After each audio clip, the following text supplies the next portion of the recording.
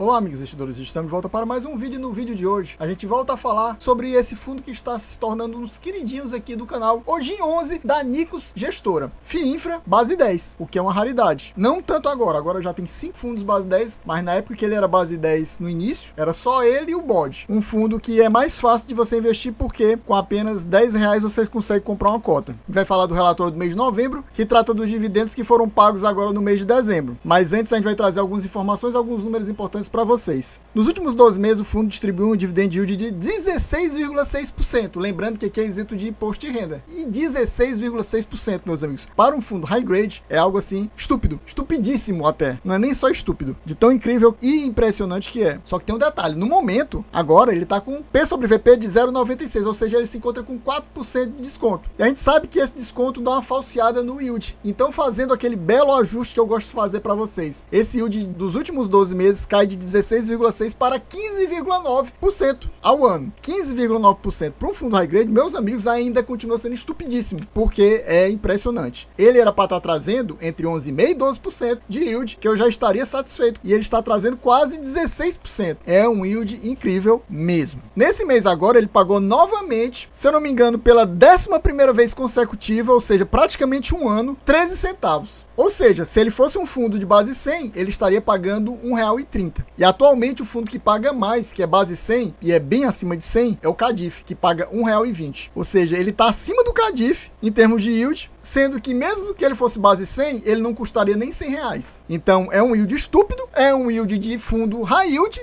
sendo ele aqui um fundo high grade. Para mim, um grande pênalti desse fundo é, infelizmente, ele ainda ser um fundo bem pequeno. É um fundo que tem menos de 50 milhões de patrimônio líquido. Para mim investir, euzinho, não estou falando por você, até porque eu não estou fazendo recomendação de venda e nem de compra dele aqui, eu não investo num fundo que não tenha de papel, FII Infra, menos que pelo menos 200 milhões de patrimônio líquido. Teria que ter pelo menos 200 milhões para eu começar a investir. Para mim, o ideal é acima de 500 milhões, sendo FII Infra. Se fosse fundo imobiliário, 1 bi. Mas, voltando aqui, para fundo imobiliário, pelo menos 200 milhões e ele ainda está abaixo de 50 milhões. Por isso eu não invisto nele, porque eu considero ele muito pequeno. Como a gente está trazendo ele mês a mês aqui no canal, algumas coisas que eu trago todo mês, eu vou evitar de trazer. Eu vou trazer mais ou menos as coisas que são diferentes, que estão diferentes. Até algumas coisas um pouco repetidas, mas porque se eu também cortasse tudo que não é novidade, nem teria vídeo praticamente. Eu terminaria aqui, por exemplo, nessa página. E eu gostaria de aproveitar esse momento e perguntar para você, você possui o GIN 11 na sua carteira? Tá pensando em colocar ele na sua carteira? Ou aumentar a sua posição, aproveitando esse momento que ele está descontado, que é algo raro, que normalmente ele está trabalhando ali acima do valor patrimonial, sempre o P sobre VP dele normalmente é acima de 1 e agora ele está com 4% de desconto. Ou ao contrário disso, você está pensando em reduzir sua posição até zerar sua posição, por qual motivo eu nem imagino. Mas isso aqui não é recomendação, lembrando desse detalhe importante para você dizer que foi o Adriano que recomendou. Não, não recomendei não. Você comprou por sua conta e risco. Então, a gente vê que o valor patrimonial da cota dele após os dividendos, no final do mês de novembro, estava 9,74.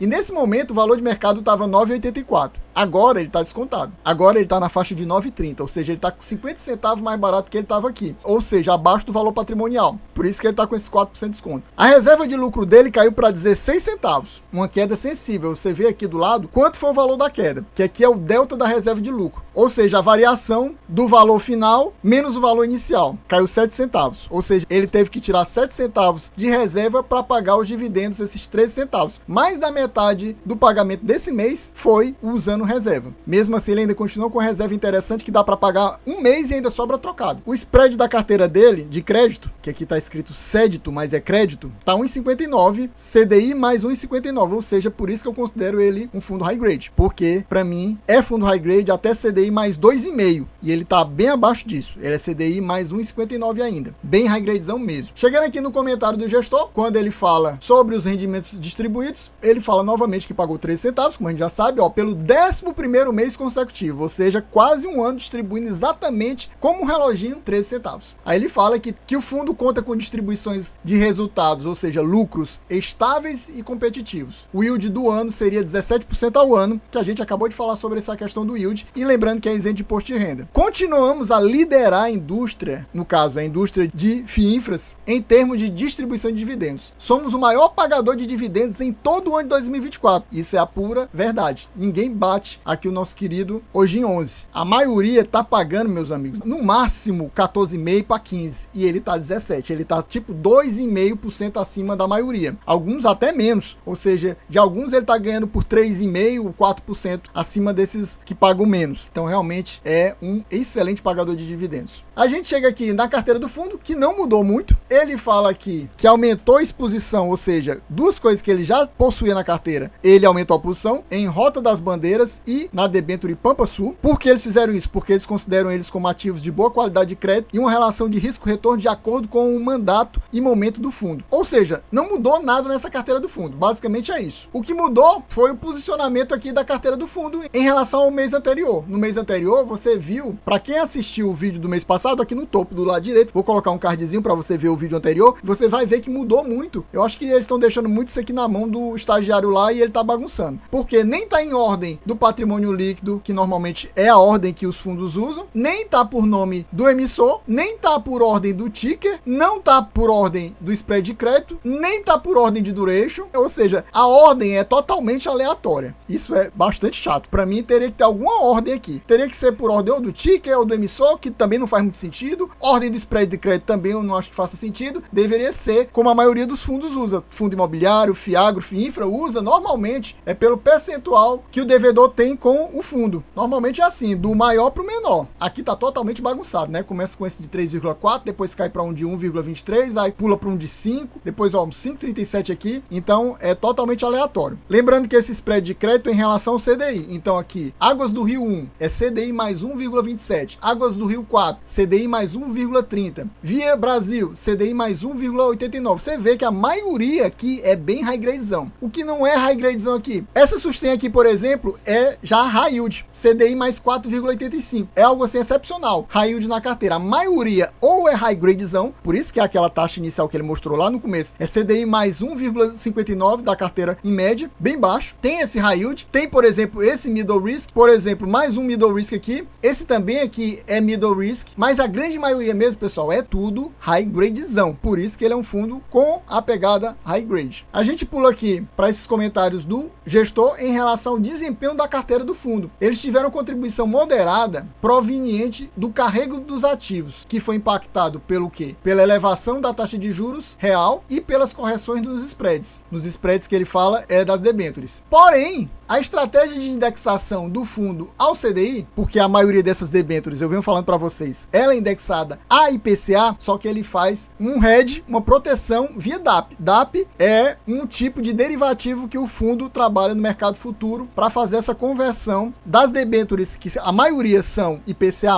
para CDI+. Então teve uma compensação dessa estratégia da indexação do fundo ao CDI via DAP, que ajudou a mitigar, ou seja, reduzir o efeito dos juros futuros. Isso manteve o desempenho em níveis estáveis. O rendimento total do fundo, ou seja, incluindo as despesas, foi de 8 centavos. Mas a gente sabe que ele usou 7 centavos da reserva. Se ele usou 7 centavos da reserva, é porque o rendimento, ou o resultado, para ser mais preciso, o lucro do fundo foi apenas 6 centavos. E ele complementou com 7 centavos. Pessoal, então a gente vai ficando por aqui. Espero que vocês tenham gostado. Quem gostou já sabe. Se não for inscrito, inscreva agora mesmo. Não pense mais 2 vezes na sua vida. Já se inscreve. Já larga aquele likezão muito importante. Deixa o like. Porque no mês passado, quase que ele não alcançava a mínima quantidade de views. Foi por muito pouco que ele não alcançou. Por isso a gente ainda trouxe vídeo. Mas se novamente ele der uma quantidade muito baixa de views, pode ser que não consigamos trazer novamente aqui a leitura do relatório do mês de dezembro, se a gente não atingir as metas. Então a gente vai ficando por aqui. É isso aí. Valeu. Até a próxima e fui!